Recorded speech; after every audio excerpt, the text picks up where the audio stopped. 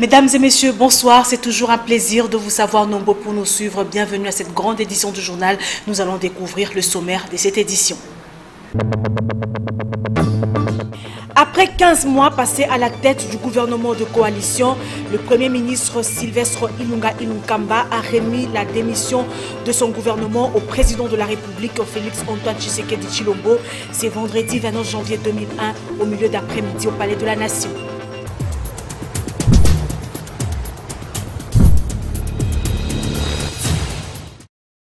Attendu depuis plusieurs semaines, Sylvestre Ilunga Ilunkamba, chef du gouvernement, a finalement déposé sa démission ce vendredi au Palais de la Nation auprès du président de la République. Au sortir de son entretien avec le chef de l'État, le Premier ministre sortant a livré quelques propos devant la presse. Suivez.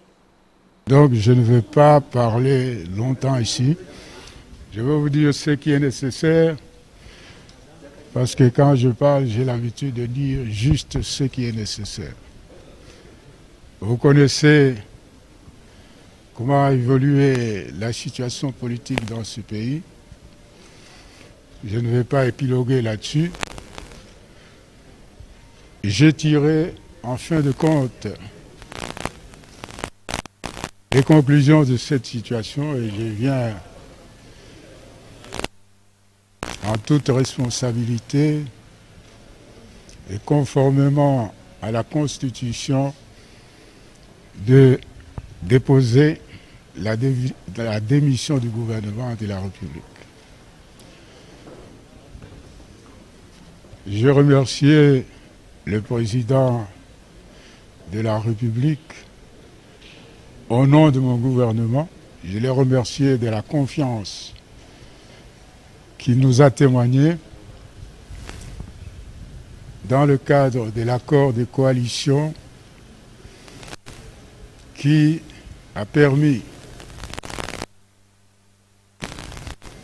de connaître la première expérience de passation pacifique du pouvoir. En ce qui me concerne personnellement,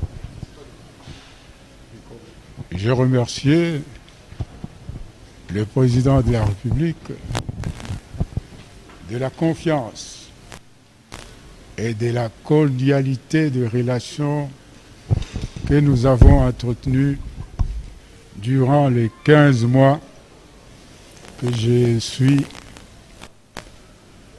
à la tête du gouvernement. Je voudrais pour finir ici remercier son Excellent Joseph Kabangé, président honoraire de la République démocratique du Congo, proposé comme candidat Premier ministre et qui m'a donné cette lourde responsabilité de travailler au quotidien pour le peuple congolais.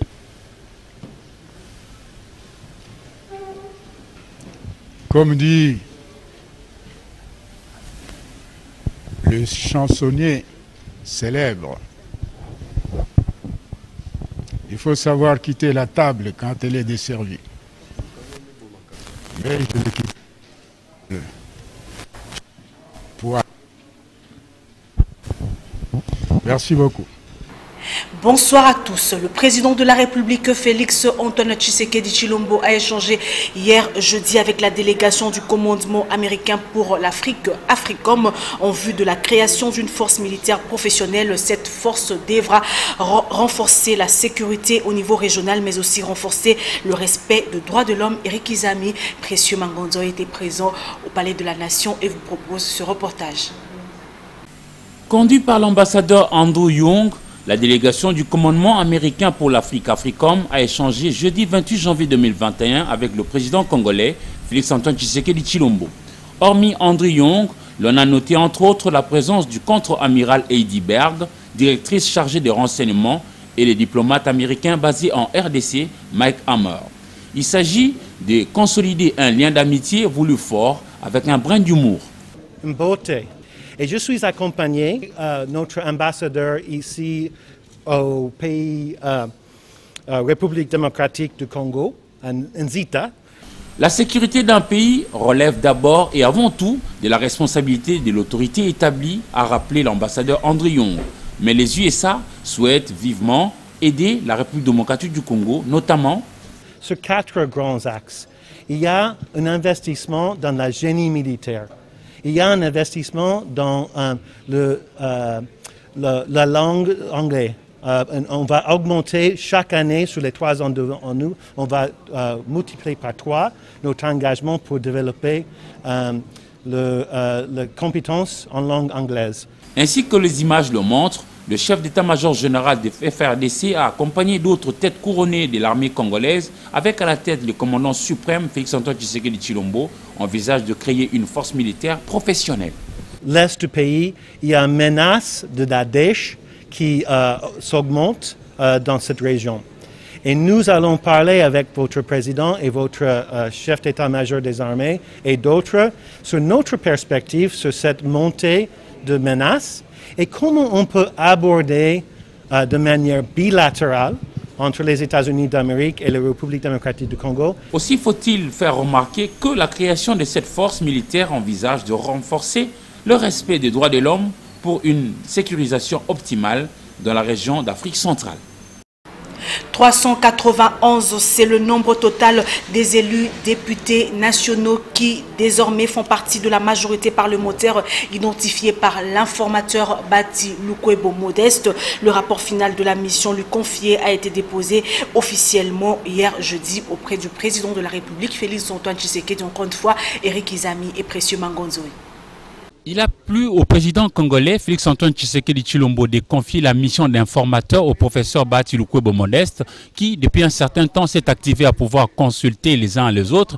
Et aujourd'hui, jeudi 28 janvier 2021, celui-ci, c'est-à-dire Modeste Bati Lukwebo, est venu déposer officiellement auprès du chef de l'État les rapports finaux de ce qu'a été sa mission. Effectivement, nous avons pu identifier une coalition majoritaire au sein de l'Assemblée nationale. Nous comptons 24 regroupements politiques. Et il y a un indépendant, parce que vous le savez, sur les 500 élus de cette législature, il y a eu un seul indépendant, c'est celui qui est élu à Bafasende. Notre rapport, mais également la liste de 391 députés nationaux. Visiblement, le chef de l'État, Félix Antoine Tshisekedi Tshilombo, a accepté le rapport final lui déposé par l'informateur Bati Lukwebo Modeste. Juste par rapport à un geste posé, on sent que le chef de l'État est d'accord avec ce qui a été fait comme travail. Maintenant que le rapport final a été déjà déposé auprès du chef de l'État, place au travail pour répondre tant soit peu aux différents besoins exprimés par nos populations à la base. Depuis le Palais de la Nation, Eric Izami, Précieux Mangonzoy, pour Antenne A. Au Palais de la Nation, Bati Lukwebo a eu un entretien avec le directeur de la presse présidentielle Abraham Lwakabwanga sur les retombées de la mission lui confiée par le président de la République. Suivez cet extrait choisi pour vous par James Katambwa. La mission, comme vous le savez, elle a consisté en l'identification d'une coalition majoritaire qui pourra permettre à son Excellence, Monsieur le Président de la République, Félix Antoine Tshisekedi Tshilombo, de disposer leviers de commande pour qu'il mette en œuvre son programme et qu'il honore son contrat vis-à-vis du peuple congolais. Comme vous le savez, ce n'était pas une tâche difficile.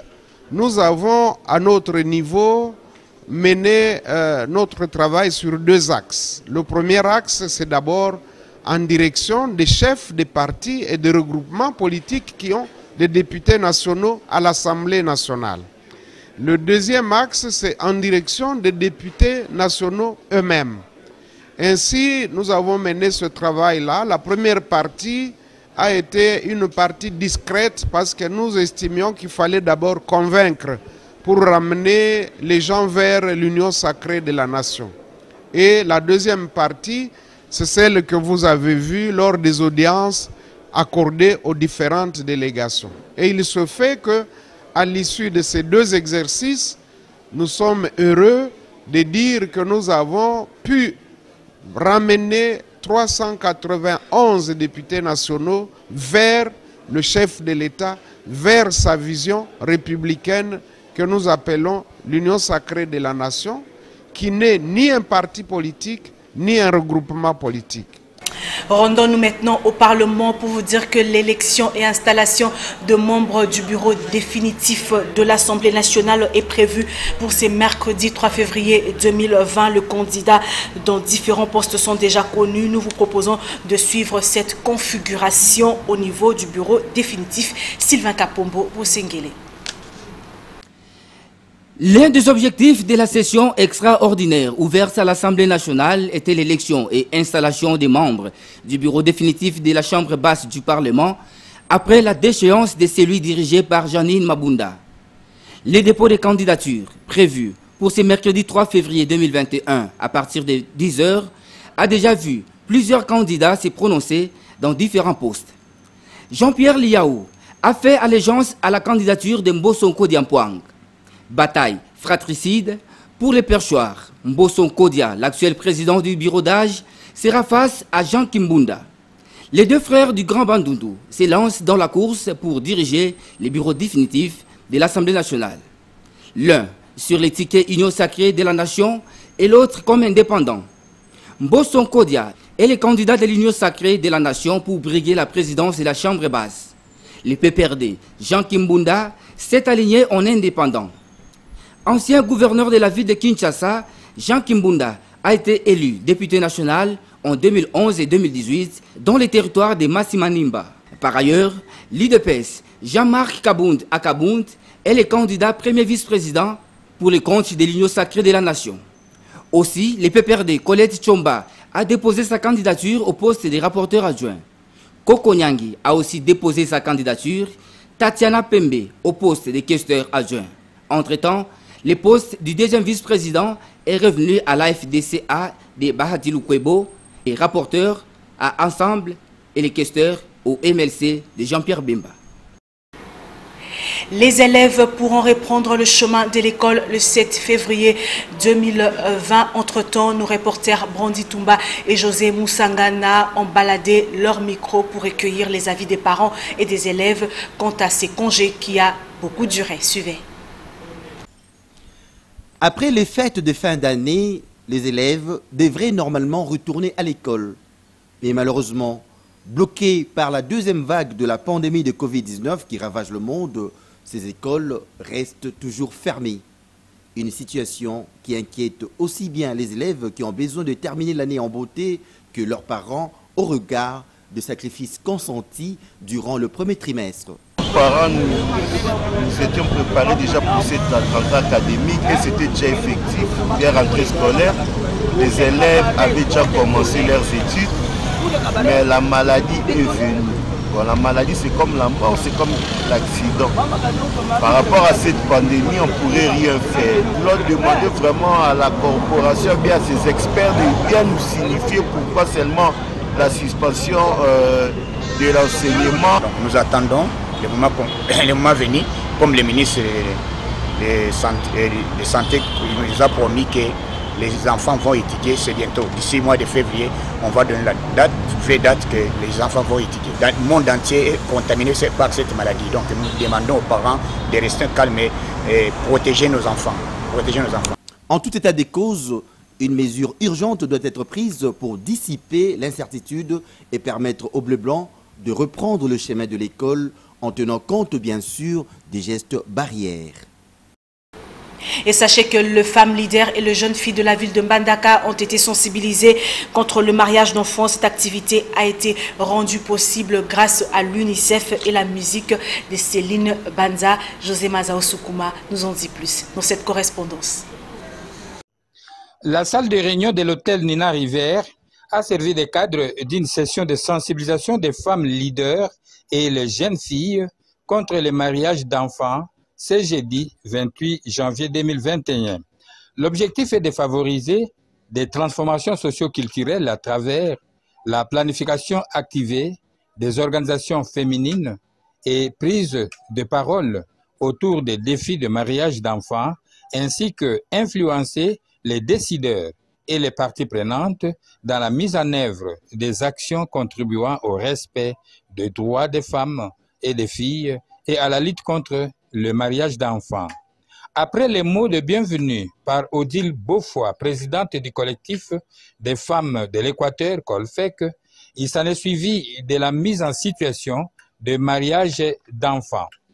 Il était aussi question de l'exécution de la chanson Terembi ou Mon corps de fille par Céline Banza. Et la série a continué par l'identification de facteurs occasionnant le mariage d'enfants, ses conséquences, les recommandations et actions à mener.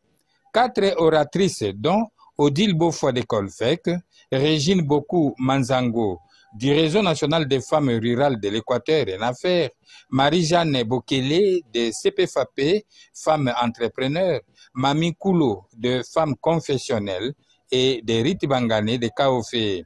L'extrait de la chanson de la star Céline Banza.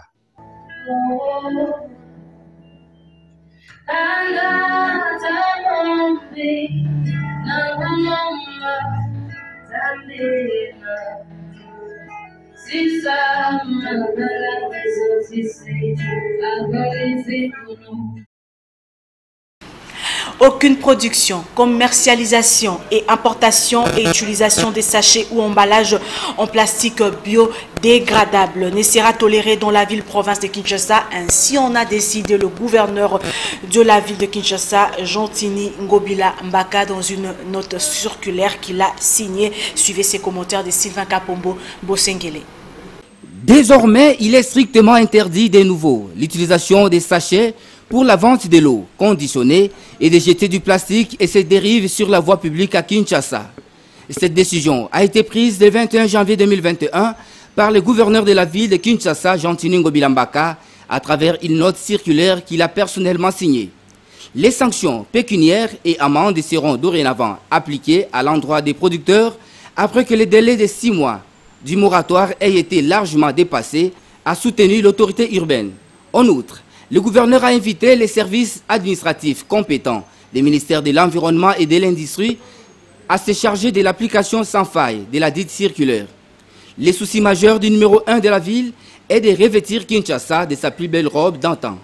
Notez que la mesure prise par le chef de l'exécutif provincial s'est faite en vertu du décret numéro 17/18 du 30 décembre 2017 portant interdiction des productions, d'importation, de commercialisation et d'utilisation des sacs, sachets, films et autres emballages en plastique, spécialement en son article 1er alinéa 1 qui stipule que la production, l'importation, la commercialisation et l'utilisation des sacs, sachets, films et autres emballages en plastique pour la vente d'aliments, de l'eau et toute boisson sont strictement interdites en République démocratique du Congo.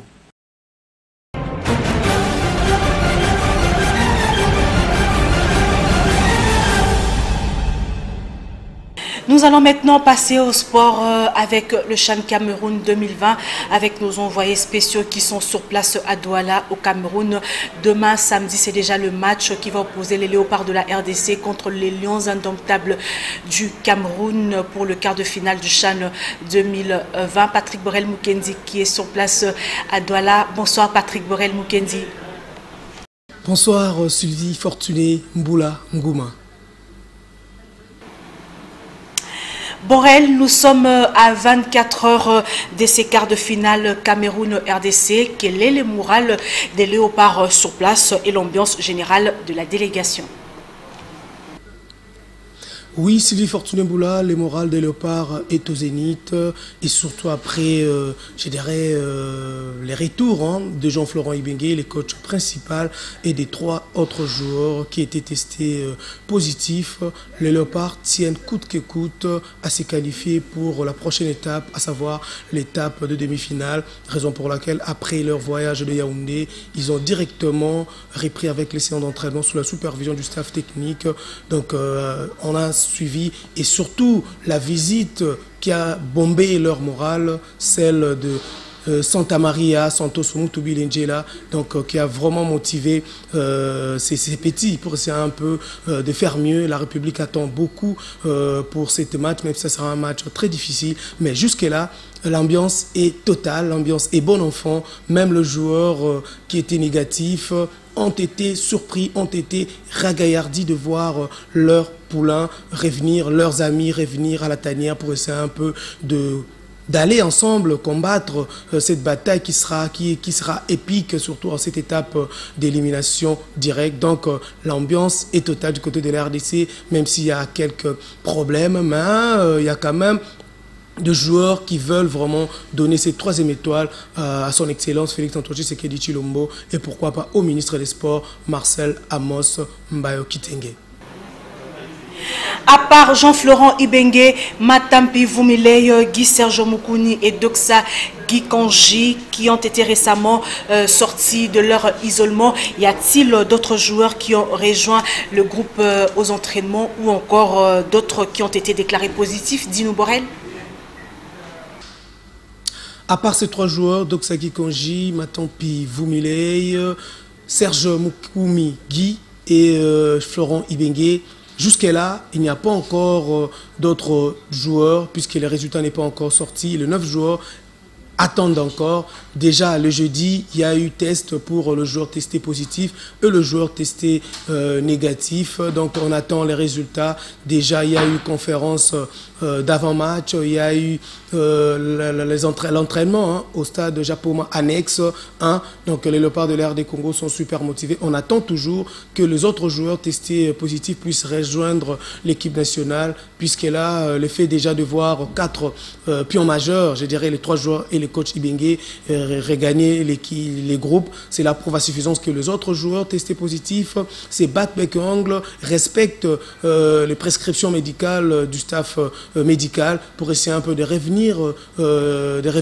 puisque le match sont à compter au bout de doigts, puisque là ce sont des matchs maintenant à élimination directe. On a besoin de l'apport de tous les joueurs, raison pour laquelle on demande à tous les joueurs de respecter les prescriptions, puisque là le test c'est bien beau, c'est l'OMS qui est là, c'est la CAF et bien sûr accompagné de notre médecin Dr Bungu.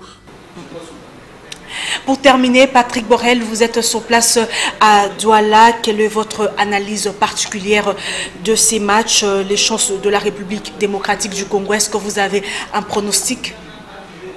Pour ces matchs, RDC Cameroun, un match de grand enjeu, un match avec un grand danger aussi, puisque les 2 équipes, on sait bien, ce sont 2 géants du football africain, 2 géants du football de l'Afrique centrale, 2 géants qui se retrouvent chaque 3 ans, chaque 2 ans. Donc ça sera un match épique, même si le Cameroun a débuté cette compétition en clopin-clopant, mais l'Air du Congo avait démarré en fanfare. Mais les matchs de football, ça se suit, mais ça ne se ressemble pas. Déjà dans la phase de groupe, la RDC a terminé avec 7 points, 4 buts marqués, 2 buts encaissés, avec 3 buteurs différents, Amédée Massassi, Ushindi et Darkabango. Tandis que du côté du Cameroun, c'est une équipe un peu, je dirais, qui titubait un peu, puisque quand vous regardez que c'est une équipe qui n'a marqué 2 buts, qui n'a marqué que des buts avec Banga et puis un but encaissé.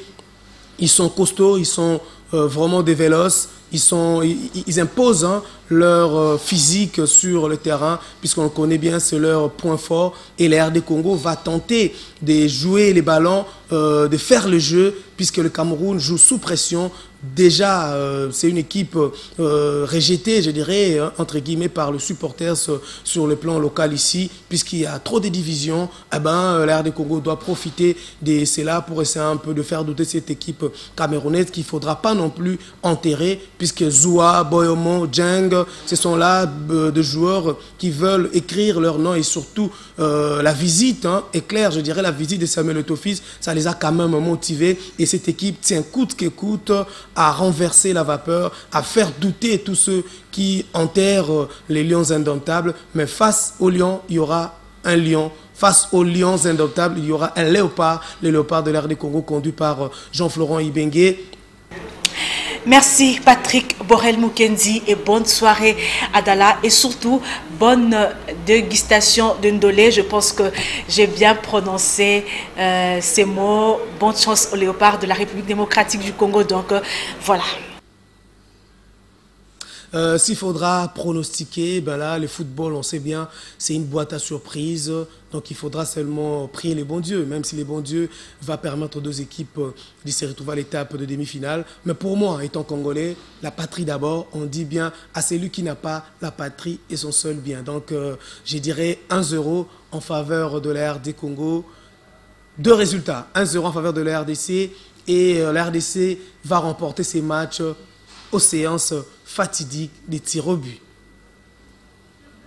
Merci beaucoup Sylvie Fortuné Mboula. Merci.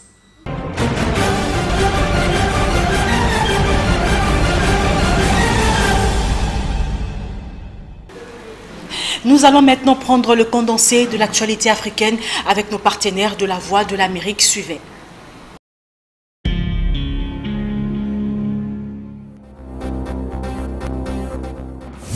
En RDC, l'Assemblée nationale a fait tomber mercredi le Premier ministre proche de Joseph Kabila en adoptant une motion de censure contre son gouvernement. Pendant ce temps, le pasteur Daniel Ngoï Mulunda, un autre proche de l'ancien président, a été condamné à 3 ans de prison pour atteinte à la sécurité de l'État et incitation à la haine tribale. En Afrique du Sud, la Cour constitutionnelle a ordonné à l'ancien président Jacob Zuma de témoigner devant la commission d'enquête sur les soupçons de corruption généralisée durant sa présidence. M. Zuma n'a témoigné qu'une seule fois devant la commission en juillet 2019. En Algérie, 2 anciens premiers ministres et plusieurs caciques du régime de l'ancien président Abdelaziz Bouteflika ont été condamnés à des peines allant de 2 à 15 ans de prison. Ils ont été reconnus coupables de corruption. En Tanzanie, le président John Magufuli a mis en garde contre les vaccins anti-coronavirus, les qualifiant de potentiellement dangereux. M. Magufuli, qui a systématiquement minimisé la gravité de l'épidémie, a appelé les autorités sanitaires à ne pas se précipiter pour vacciner la population. Nous allons compléter l'actualité de ce vendredi 29 janvier 2021 avec le parution de journaux. C'est dans une sélection de Patricia Molengombo Lekuni et un commentaire de Sylvain Kapombo Sengele. Place maintenant à la revue de presse.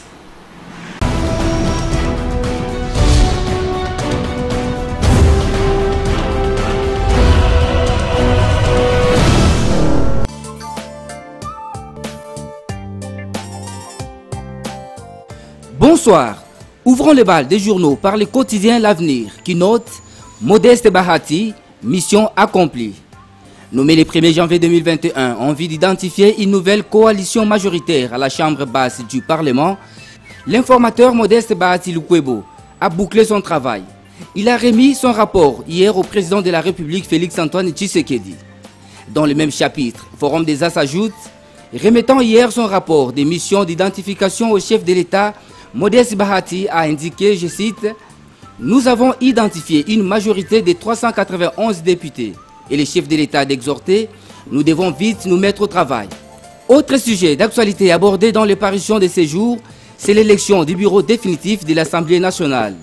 Les monitors, dans sa livraison, dévoile la configuration des membres des bureaux définitifs, les duels entre Mbosso pour l'Union Sacrée et Jean Kimbunda pour les FCC. Bataille fratricide pour les perchoirs. Mbosso et Kimbunda s'affrontent, rapporte Africa News.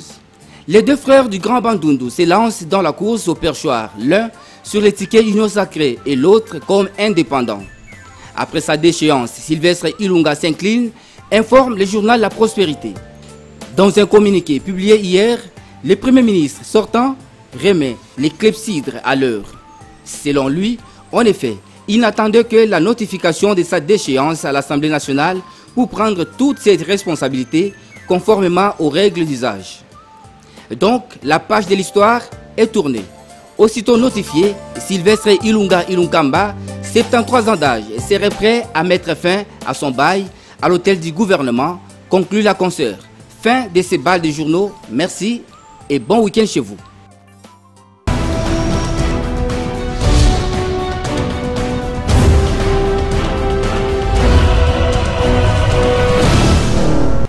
Mesdames et messieurs, ce journal est terminé. Nous allons prendre le rappel des titres. Après 15 mois passés à la tête du gouvernement de coalition, le Premier ministre Sylvestre Ilunga Ilunkamba a remis la démission de son gouvernement au président de la République, Félix Antoine Tshisekedi Tshilombo. C'est vendredi 29 janvier 2001 au milieu d'après-midi au Palais de la Nation.